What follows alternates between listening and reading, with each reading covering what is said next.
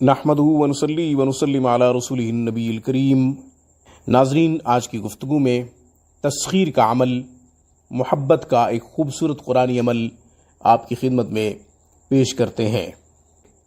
ناظرین، تسخیر کا بہترین عمل، محبت کا بہترین عمل قرآن سے، سورہ آل عمران سے، آیت نمبر 14۔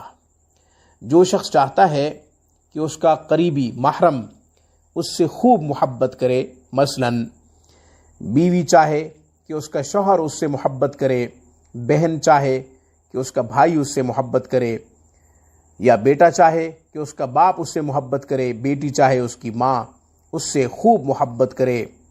محرم رشتوں کے لیے یہ عمل کیا جا سکتا ہے، غیر محرم رشتوں کے لیے یہ عمل نقصان دہ ثابت ہوگا، کیونکہ قرآن کریم کا غلط استعمال بہت بڑے وبال کا سبب بن سکتا ہے۔ ناظرین، عمل اور اس کا طریقہ، آپ نے سورہ آل عمران کی آیت نمبر 14 کو اس طرح پڑھنا ہے کہ 11 مرتبہ درود شریف پڑھیں شروع میں، پھر آیت نمبر 14 سورہ آل عمران 101 مرتبہ پڑھیں، 101 مرتبہ پڑھیں، پھر 11 مرتبہ درود شریف پڑھیں، کسی میٹھی چیز پہ دم کر دیں یا پھر عطر پہ دم کر دیں اور مطلوب کو وہ عطر ہدیہ کر دیں۔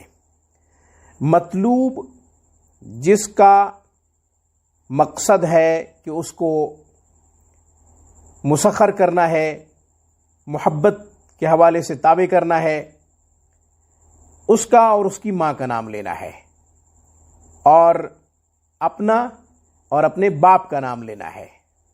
کس طرح؟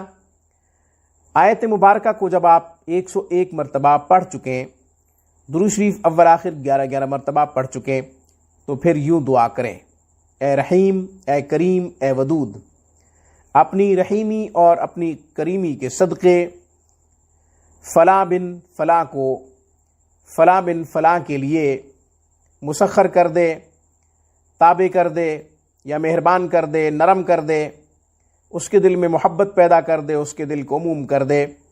اس طرح دعا کریں، انشاءاللہ مراد پوری ہوگی، انشاءاللہ خواہش پوری ہوگی، حاجت پوری ہوگی، بشرط یہ کہ یہ عمل محرم رشتے کے لیے کیا جائے، تو یہ عمل اپنی خوب تاثیر دکھائے گا، اس عمل میں نور پیدا ہوگا۔ آج کی گفتگو میں بس اتنا ہی۔ السلام علیکم ورحمۃ اللہ وبرکاتہ۔ Thanks for watching my video. Allah حافظ، اللہ نگہبان۔